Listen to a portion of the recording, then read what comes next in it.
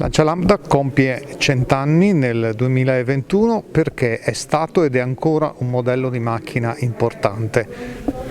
Dunque la Lambda è un'automobile incredibile perché quando è uscita ha destato veramente scalpore. Nessuna automobile fino allora aveva tante concezioni innovative messe insieme, a cominciare dalla scocca portante con baricentro abbassato per passaggio del tunnel di trasmissione in mezzo, la sospensione anteriore e ruote indipendenti, un motore che per allora era un motore tipico da vetture da corsa perché con basamento in alluminio, albero a camo in testa e comandato da Alberino, e forniva delle caratteristiche quasi da vetture da competizione pur essendo una macchina da turismo. Ragione per la quale molti proprietari di Lambda si trovarono a competere con macchine teoricamente molto più performanti e invece vincevano con le Lambda perché la tenuta di strada era veramente insuperabile, superiore anche delle macchine di Gran Premio.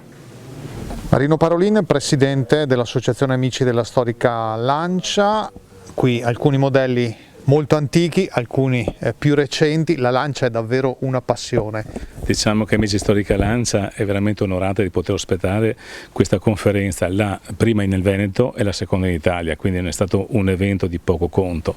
Sì, c'è il contrasto qui tra Lancia, diciamo, moderna rispetto alla Lambda, ma già di una grande tecnologia che la Lancia a quei tempi produceva.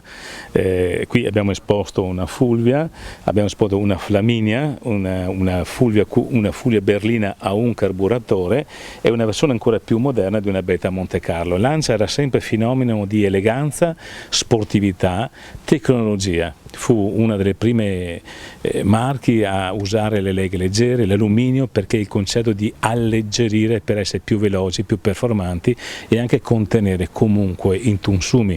E non dimentichiamo la grande tecnologia che la Lancia ha sempre profuso con l'utilizzo anche dell'alluminio per alleggerire anche gli stessi basamenti dei motori.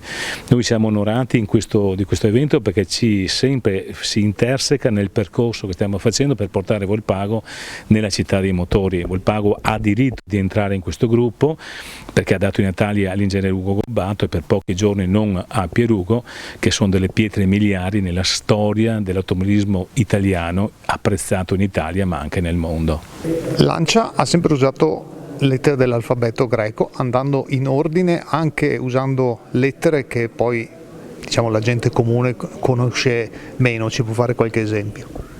A un certo punto la Lancia stabilì di nominare anche i modelli che aveva già costruito in passato con le lettere dell'alfabeto greco, quindi il primo modello uscito nel 1908 lo chiamò Alfa e così di seguito fino ad arrivare proprio alla Lambda. Dalla Lambda smisero e cominciarono a nominare le automobili con nome tipo Astura, Artena, Aprilia successivamente, Augusto, insomma altri nomi che non avevano a che fare con l'alfabeto greco. Il motivo onestamente non glielo so dire. Di fatto è stato poi negli anni 70 eccetera ripresa con la Delta, l'Y eccetera un nome e anche la Gamma, un nome che era stato successo negli anni dei primi del Novecento insomma.